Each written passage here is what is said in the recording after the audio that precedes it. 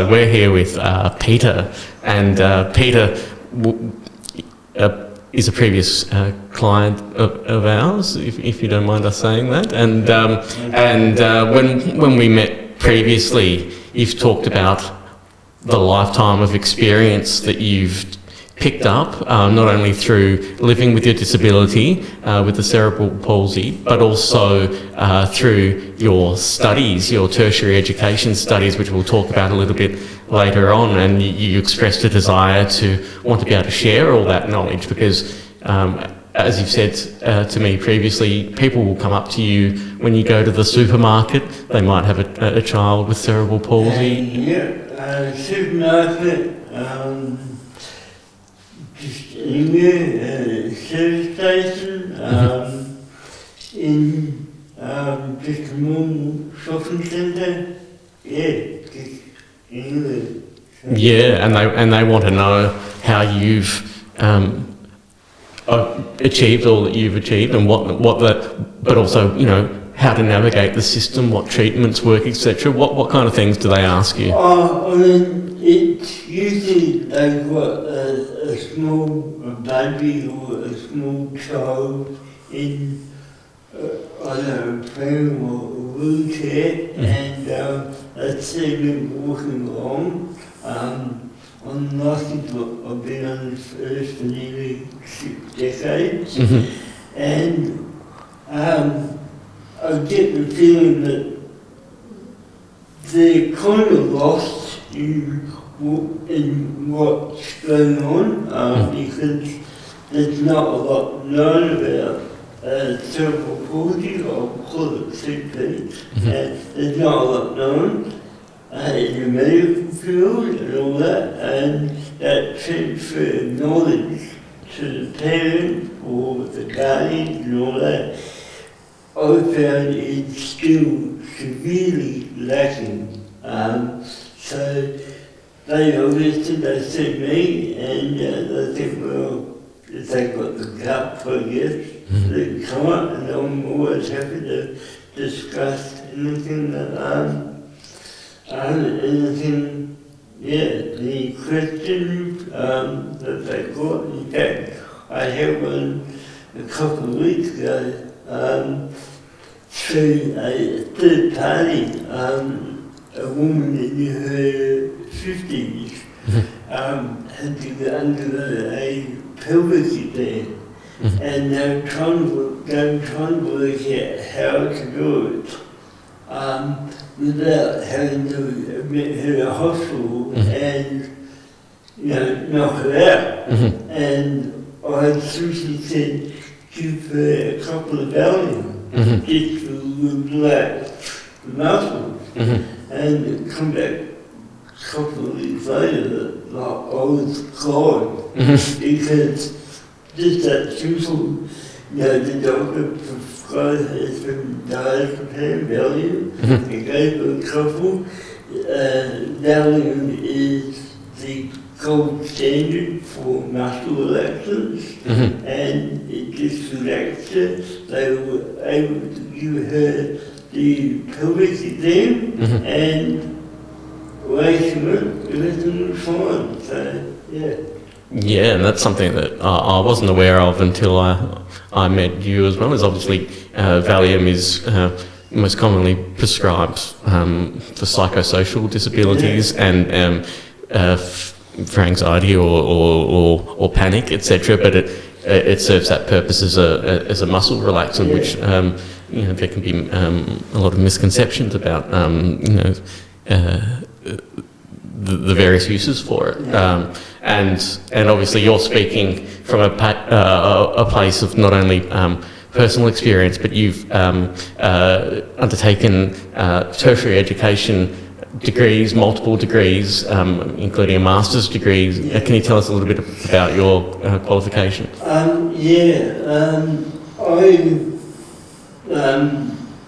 was working for a national sporting club, and they said, well, why don't you go to uni was working with us and studying that, and I found it quite interesting, and I mean, I'll be honest, I was quite good at it. So I just studied and got my degree, and then I did a bit of extra work, and then I got my master's. So yeah, I just found it interesting, and it also helped me to understand what was going on with my body. So what worked, what didn't, why certain things happened, why certain things didn't happen. So it was win-win. So, yeah, and to clarify, you studied in exercise physiology. And I studied exercise physiology, sports ones. And that involved a whole range of things from anatomy, biochemistry, physiology, psychology, a little bit of psychology, and yeah, it was just a nice neat fit into what I was doing on a work thing, and also a good teaching school for me, as I said, to understand what was happening to me, and how I could perhaps get around things a little bit better. So, yeah. Excellent, that's outstanding. And one of the misconceptions that, and we'll talk about other misconceptions you'd like to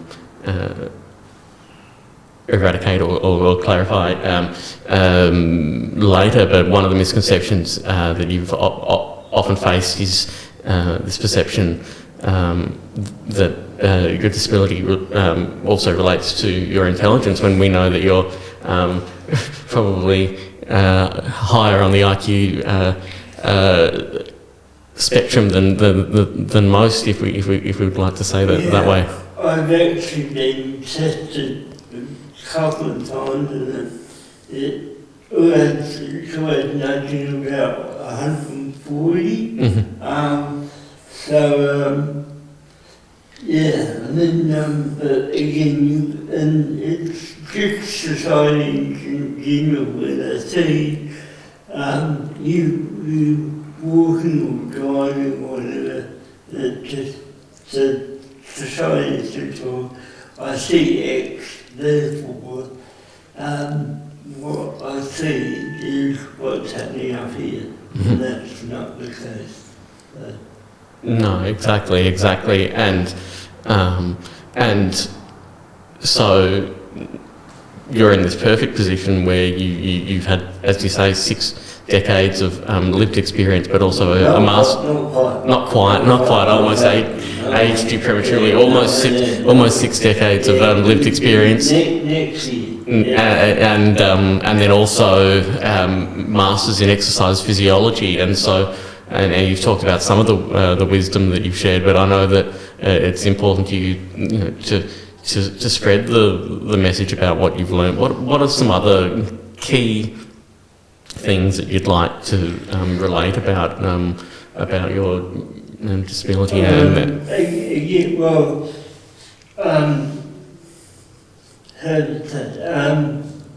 in recent years I've had a couple of operations where I've had to have skin cancer removed from my face and my back. Again, being stupid when I was young, being out in the sun and all that.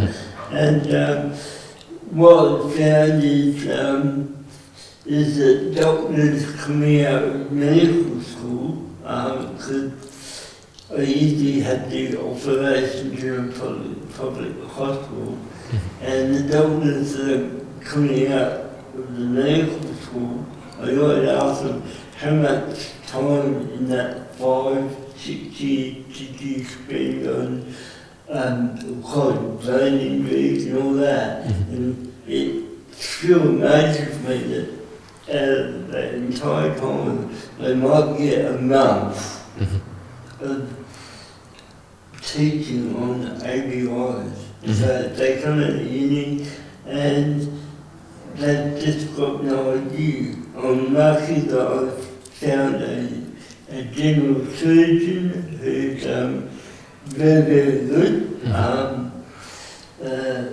The last one I had removed was on my right temple, quite next to my eye.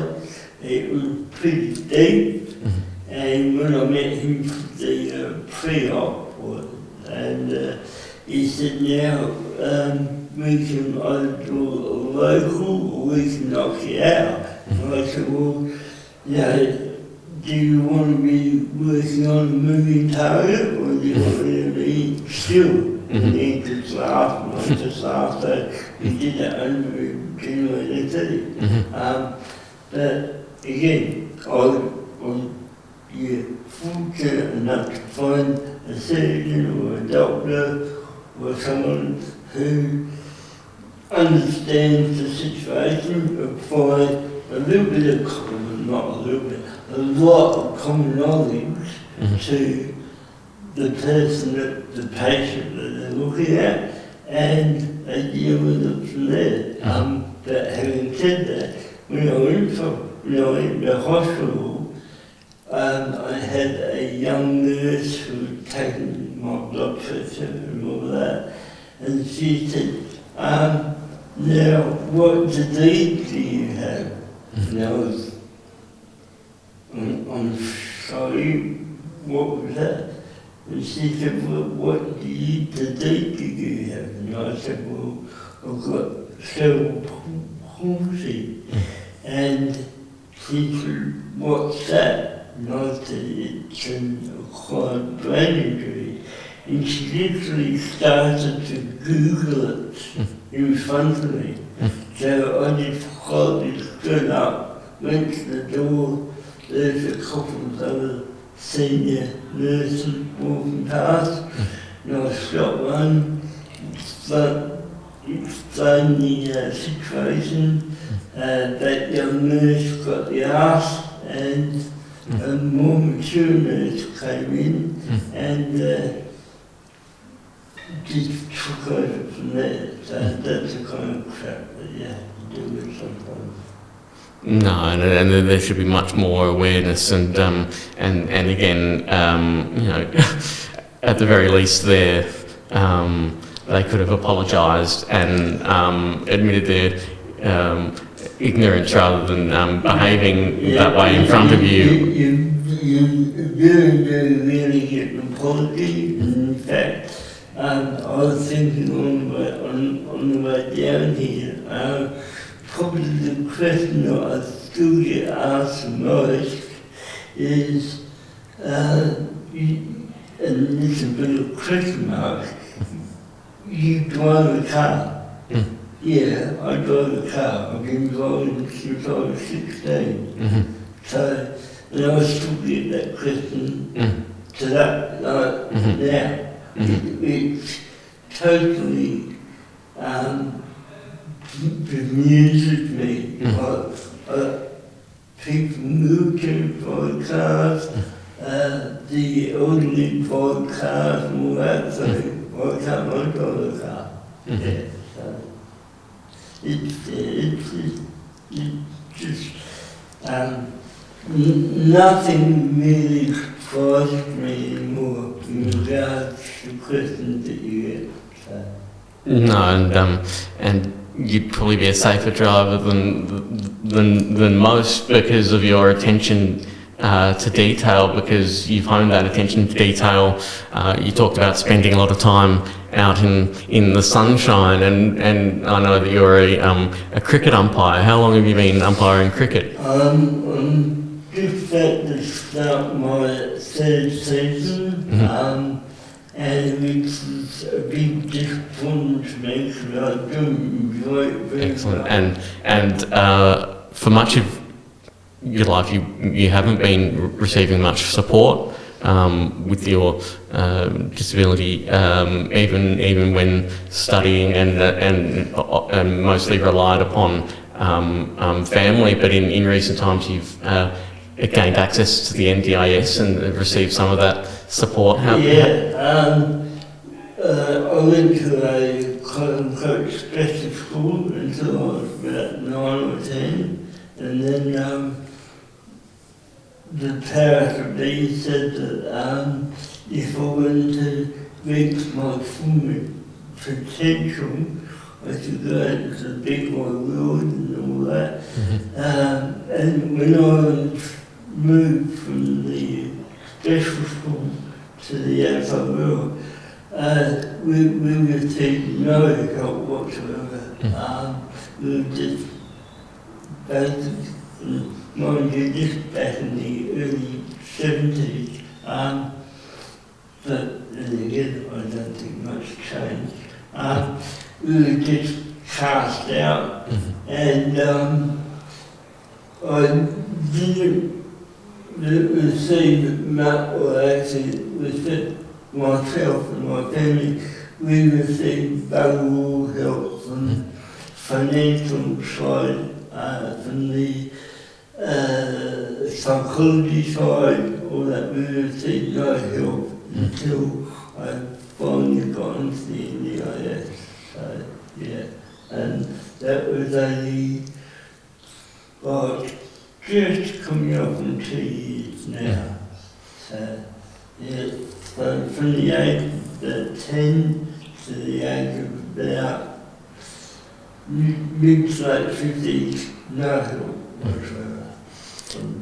And just in that 2 years, so with the NDIS, you get access to massages and things like that. Yeah. How much of a difference has that made to your quality of life? I literally would not be here talking to you now without that help. I get massage, I get physio, I get help with stuff around the house that I could not afford without the NDIS.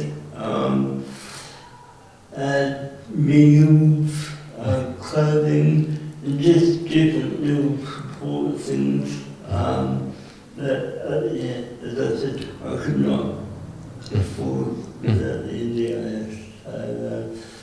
But it was, as you're well aware, it was quite difficult getting on there.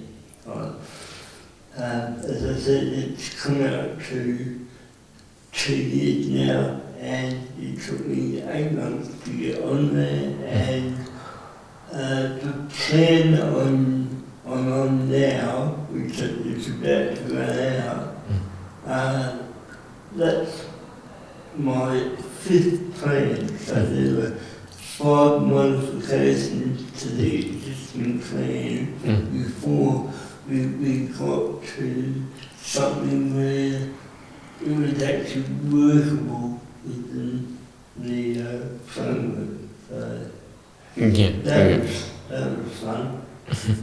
Yeah, so it took more struggle than was necessary to get to where you are now, where you're happy with your plan. Yeah. But it took months and months where it should have been a smooth process. Well, in fact, months, it took nearly a year to get it right. So, yes, it was fun going for a while. Yeah. And so while we have you here, Peter, is there anything else you'd like to say about CP and say to people, the kind of people that come up to you at the supermarket and want to speak to you? Yeah, I guess to the parents or the people who are dealing is that, I mean, if I could wave a magic wand, there'd be a kind of a sense of excellence where people like myself, physios, doctors and all that, where people come to and just ask questions that doesn't exist. So, all I can say is that if you're not happy with an answer that you receive, don't be frightened to ask questions. And if the person that you're asking questions to isn't happy to answer them, then find someone else. So don't be afraid to shop around. And when you find someone that you're comfortable with and that will share information, and again, share that little bit of common sense, try and hang on to them with both hands, because they're really, really hard to find. No, definitely, and then you found that with your surgeon, and then when you had a nurse that didn't understand, you were quite rightly demanding one that did. Open the door and say, I don't want her finding someone that, can, again, just a little bit of just some common sense. Excellent. Well, thank you for sharing your common sense, or quite uncommon sense, with us today, Peter. And let's hope that everything keeps going well. Well, I mean, I was born on Tuesday. The doctor said I wouldn't see the weekend out. I saw the weekend out. They said they wouldn't see the month out. And now, as I said, I turn 60 next year. So, see how we go. We'll keep defying those doctors, and we're very glad that we've met you, and you're here, and you've been here, and so thank you very much, Peter. Not a problem.